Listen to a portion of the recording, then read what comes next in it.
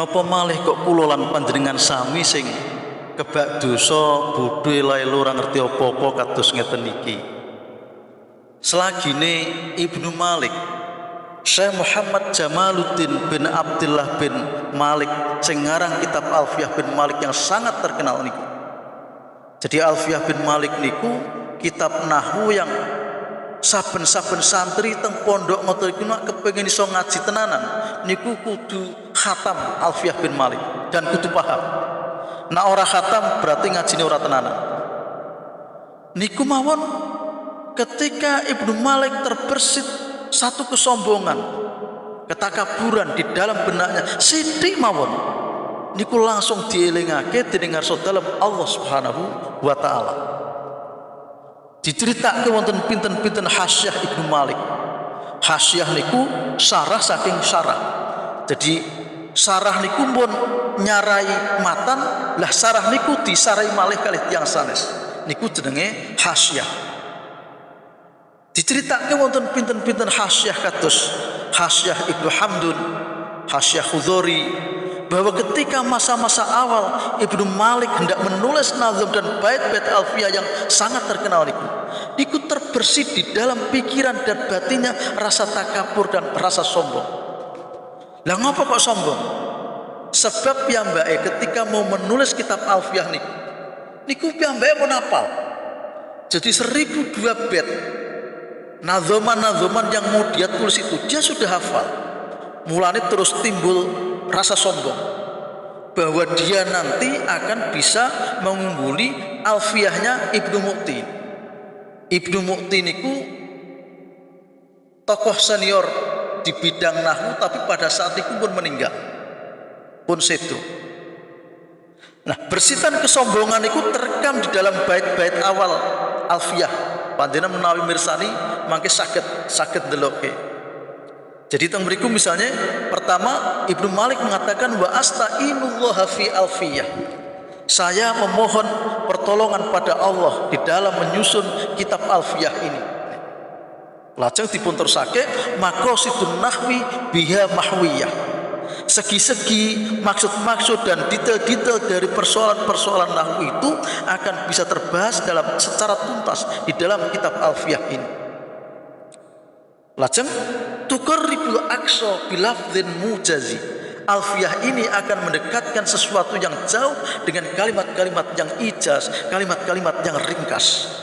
Wa tabsutul badla biwaqtin munjazi, dan alfiyah ini akan dapat mengurai persoalan-persoalan yang rumit dengan janji-janji yang tentu akan dipenuhi. Nah, niku wis mulai ketok sombong. Wa taqtadhi ridhon bi ghairi sukhtin, ya. Berharap adanya ridho Allah, bukan kemarahan, bukan kebencian Tuhan, bukan. Nah, fa'iqatan alfiyata bin Mu'ti. Jadi alfiyahku ini akan bisa mengungguli alfiyah yang ditulis oleh Imam Yahya bin Mu'ti. Jadi seniore. Nah, sampai di sini kan ternyata Ibnu Malik niku terus tesih ngetokke rasa sombonge. Kemudian beliau menulis fa'iqatan laha bi alfi baitin. Alfiyahku ini akan bisa mengungguli alfiyahnya Ibnu Mu'ti dengan 1000 bait. Fa'iqatan laha bi alfi baitin. Begitu potongan bait niku ditulis, niku mendadak semuanya niku ambyar. Dados ide-ide, hafalan-hafalan bait-bait nahwu yang semula telah dihafalkan niku tiba-tiba hilang. Benar-benar hilang. Berhari-hari dan bahkan berminggu-minggu Ibnu Malik niku kados tiyang linglung. Dadi mloka mlaku mriko-mriki iki opo kok ora iso dianu iki. Lali kabeh. Dia tidak lagi mampu meneruskan bait-bait alfiyah yang semua sudah dihafalnya itu. Sampai akhirnya pada satu saat di malam hari dia tertidur. Ketika tidur itulah dia bermimpi. Mimpi ditekani kalih tiang sepuh seorang kakek berjubah putih.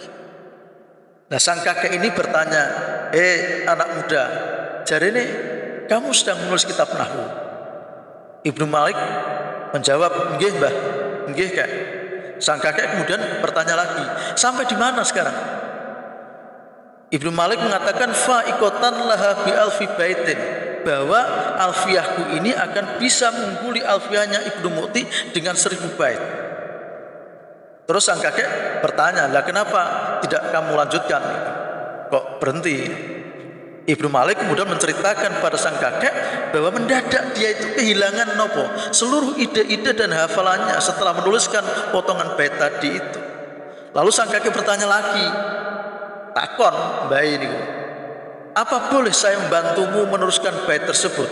Nah, Ibnu Malik kemudian mengatakan, nggih, dengan senang hati mbah, sakit mawon, alhamdulillah menawi panjenengan purun bantu kula neruske bait niku. Lalu sang kakek kemudian melanjutkan bait tersebut dengan tadi kan fa'iqatan laha bi alfi baitin, bahwa alfiyahku ini akan bisa mengguli alfiyahnya Ibnu Mu'ti dengan 1000 bait. Tak teruske ya, iki wal hayyu qad yaghlibu alfa mayyitin, dan satu orang yang masih hidup itu kadang-kadang dia bisa mengalahkan 1000 orang yang sudah mati. Ya iya, wong meskipun 1000 tapi kan wis mati, ora iso jawab, ora iso debat. Nah, mendengar potongan bait itu Ibnu Malik kaget luar biasa. Dia merasa tertampar sekali dengan potongan bait tersebut. Nah, bukankah selama ini saya ini begitu sombong, begitu tinggi hati, bahwa saya akan dapat mengalahkan Ibnu Mu'ti? Nah, mulai bingung. Akhirnya Ibnu Malik bertanya pada sang kakek, "Mbah, napa panjenengan niku Al Imam Yahya bin Mu'ti?" Sang kakek menjawab, "Yo, aku itu Ibnu Mu'ti sing mbok sebut-sebut nggon alfiyahmu kuwi." Akhirnya kemudian Ibnu Malik pun terbangun. Begitu bangun dia mengucapkan istighfar berkali-kali, bahkan kemudian menangis menyesal karena telah berlaku sombong.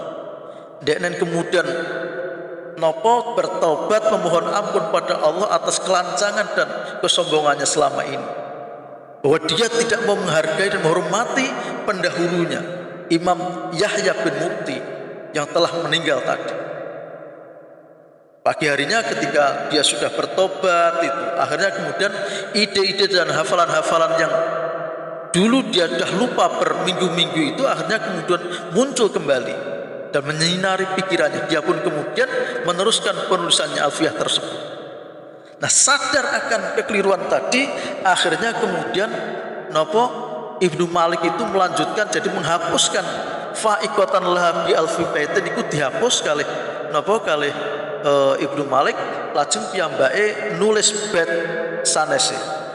Bait niku wa huwa bisabkin haizut tafdzila. Nah, wa huwa bisabkin haizut tafdzila. Al Imam Ibnu Mu'ti itu karena dia lebih dahulu maka dia lebih utama. Dia kemudian mulai mengakui keunggulan dari Ibnu Mu'ti, mustaujibun sana'iyal jamila, dan dia berhak untuk mendapatkan pujian-pujian yang bagus dari saya. Nah, niku karena dia mulai sadar akhirnya kemudian mengatakan wa huwa bisabkin haizun tafdzila mustaujibun sana'iyal jamila. Nah, kemudian lajeng niku napa diteruske malih wallahu yakdhi bi batin wafirah, semoga Allah menganugerahkan pemberian yang berlimpah li walahu fi darajatil akhirah. Untuk jadi semoga Allah memberikan anugerah atau pemberian yang berlimpah kepada saya dan juga kepada dirinya berupa ketinggian derajat di akhirat nanti. Nah, dari cerita ini kita tahu bahwa segala macam kesombongan, juga kesombongan intelektual, tentu saja tidak bisa dibenarkan. Awake dhewe kudu tansah tawadhu dan berserah diri pada Allah Subhanahu wa ta'ala.